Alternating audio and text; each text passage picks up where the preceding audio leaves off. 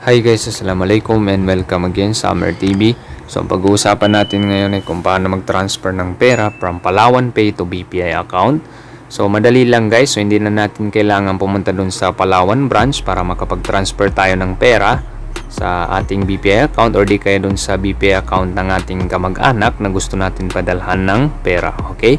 So be sure na naka-install yung ating Palawan Pay. So ayan, install lang natin sa ating Google Play Store. So, i-open lang natin.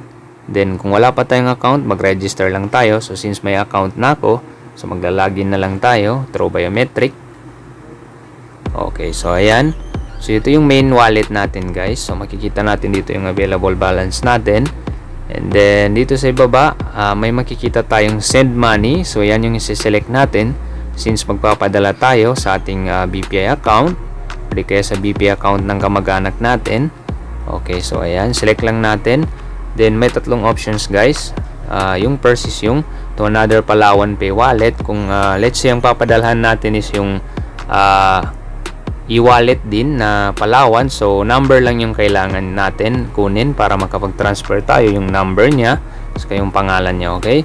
So kung gusto natin i-release yung pera, for example sa Palawan Express branch, so pwede rin guys.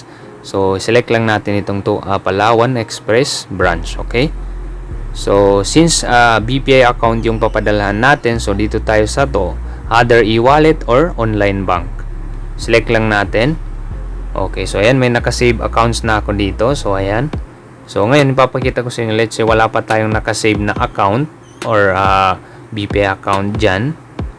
So, dito tayo sa View All. So, nandito lahat guys ng mga banks na pwede natin padalhan or di kaya yung mga e-wallet like GCash, okay, GrabPay, so ayan, Landbank, so nandito lahat guys, Maya Bank or Maya Philippines, so nandito lahat, ayan, select lang natin kung saan tayo magpapadala, okay. So, since BPI, so hanapin natin yung BPI, so ayan, sa baba ng Bank of Commerce, so BPI.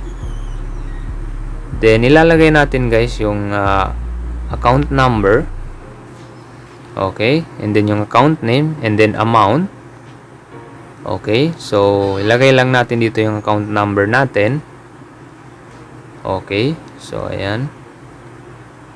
So paki-double check lang guys kasi pag nagkamali tayo dyan, so magkakaproblema tayo. So, paki-double check lang. Ayan. Then, yung account name natin, guys. Kung ano yung nakalagay dun sa card natin.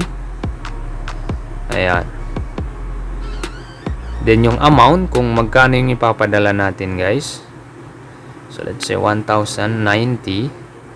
So, may charge pala siya, guys, na 10 pesos. Kung hindi ako nagkakamali. Okay, so, lagay lang natin dito yung purpose. So, let's say, fund transfer. Okay, so, ayan. Then, after that, next lang tayo. Okay, so, ayan. I-review natin, guys.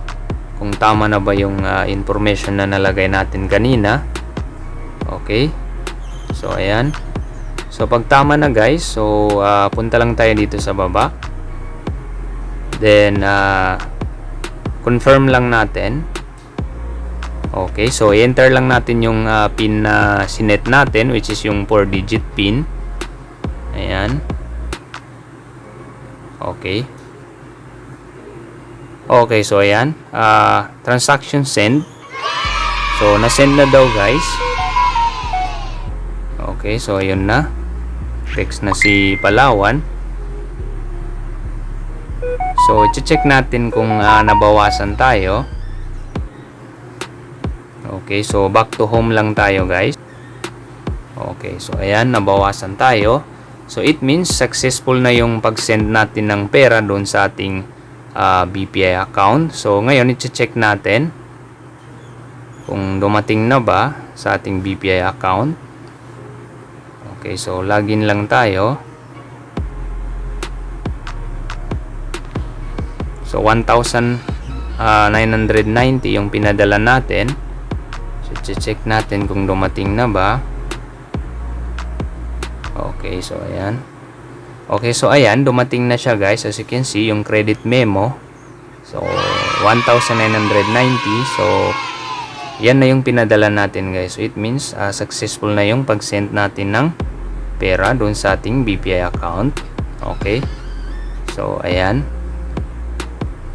So, ganun lang kadali guys. So, again, sana makatulong ito sa inyo.